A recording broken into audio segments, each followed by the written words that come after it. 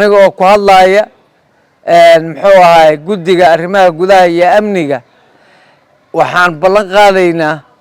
ama aan guddiga horgeyn doonaa in la waco taliyaha ciidanka gobolka Banaadir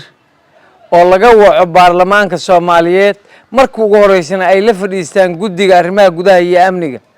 waa ballan ilaahay tiisa inaan arrintaas isniinta wixii ka dambeeyay aan ka shaqeyno sababtoo ah waxa dadka xiraaya waa asaga. bismillaah alxamdulillaah wasalaatu wasalaamu calaa rasuulillaah. waxaan shirkan jaraa'id u qabanayaa aniga oo aad iyo aad ugu naxsan nidaamka dimuqraadiga ee dalkeenna qaabka dadka qaar ay u dhigayeen xarigga loo geystay wariyayaasha Shabeelle, agaasimihii Shabeelle Abuukar Iskaa iyo agaasimo ku-xigeenkii soo faysana ayadoo horena is u xiraay guddoomiyaha xisbiga. runtii waxay meel ka dhac ku tahay sii jiritaanka saxaafad xur ah oo dalka yeesho iyo xisbiyada nidaamka xisbiyada ee beryahan oo dhan la lahaa xisbiyaa la sameynaya. wariyaashaas maamulkaas Shabeelle iyo guddoomiyahaba waxay ku xiran yihiin oo lagu soo xiray. maxaad u soo wareysateen wariye lagu xiraayo? maxaad u wareysatay qof? haddee saxaafadda marka iyada dhanba waxay saxaafad ku tahay wareysi iyo jawaab. haddii wax wareysta la waayo wax jawaabana lama helayo. haddii lagu wareystaana waxaad ku qasban tahay wixii lagugu wareystay inaad ka jawaabto. waxaa nasiib darro ah in maanta dowladdeenii maamulkii golihii fulinta ama ha noqoto ciidan ama ha noqoto mas-uuliyiin xafiisyeeda inay saxaafaddii ka dhigteen target oo ay xereg ma ogi aynan jawaab kala aqoonin. guddoomiyihii xisbiga shacabka ayaa 7 maalmood, waxaan jeclahay inuu 8 maalmood gaaray ama 10 gaaray xiran oo lagu haystaa maxaad wareysi u bixisay oo muxuu guddoomiye xisbi ka yahay, muxuu ka sheeganaya, muxuu shahaado u qaatay. haddii xukuumadda uuna dhaliili karin, hadduu muxuu ahay wareysi asbixin karin, haddii afkiisa iyo fahamkiisa as wax ku toosin karin,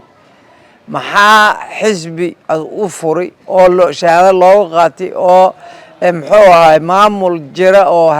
tiirarka dowladda waa xisbiyada muxuu ahay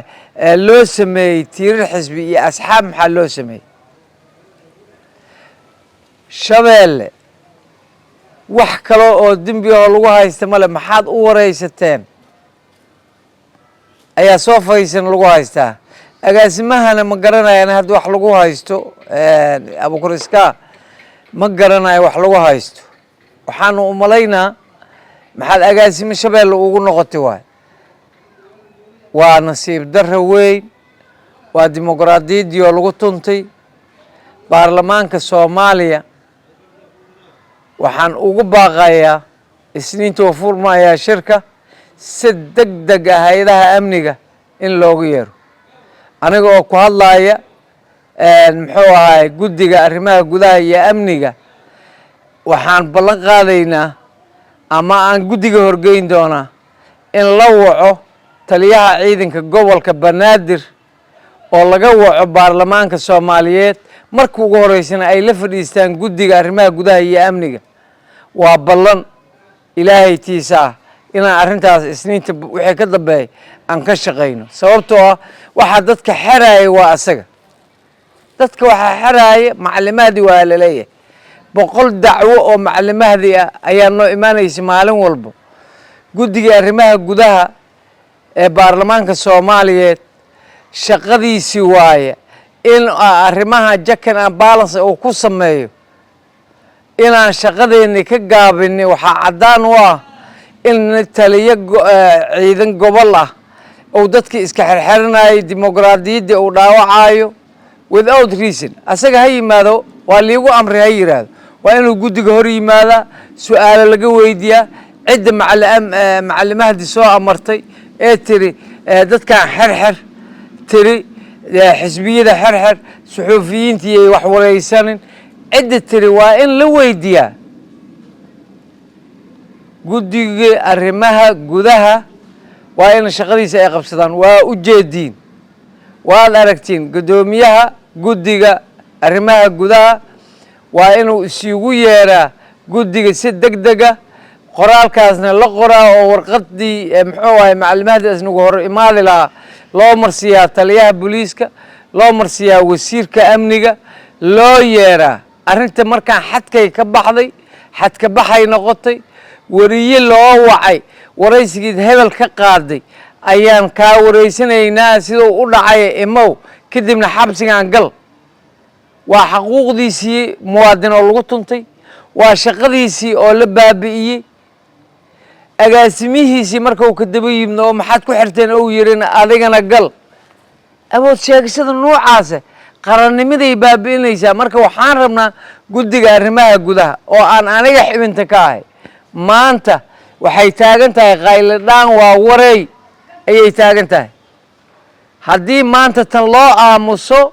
oo wax laga qaban waayo oo dad xilkiisa ku waayn waayo xaqiiqa waxaa ah inay muxuu ahay arrin faraha ka baxayso beliis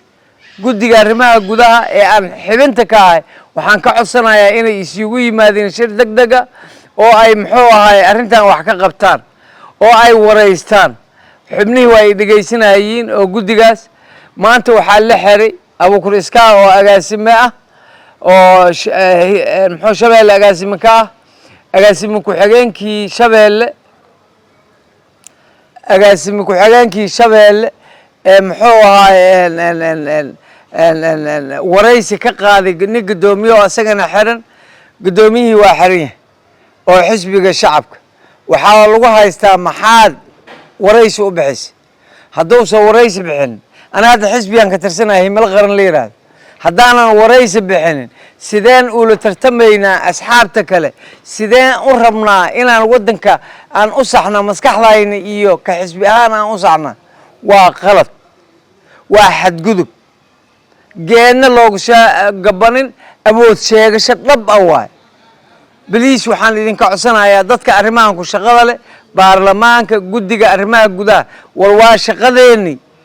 waa ummaddii oo annaga aan wakiilka u ahayn oo la rafaadina waxaan wakiilka uga baarlamaanka wuxuu ka kooban yahay 15 guddi guddi walbaba shaqo u leeyahay arrimaha amniga guddigii ku shaqada lahaa annaga waay beliis aan isugu imaadno bal macallimahadii ninkaas korneylkeena ciidanka xukuma aan wacno aan dhahno war maxaad ku xirtay asaga ha yiraahdo xasan sheekh xir iyiri madaxweynaha xir iyiri taliyaha booliiska xir iyiri muxuu ahay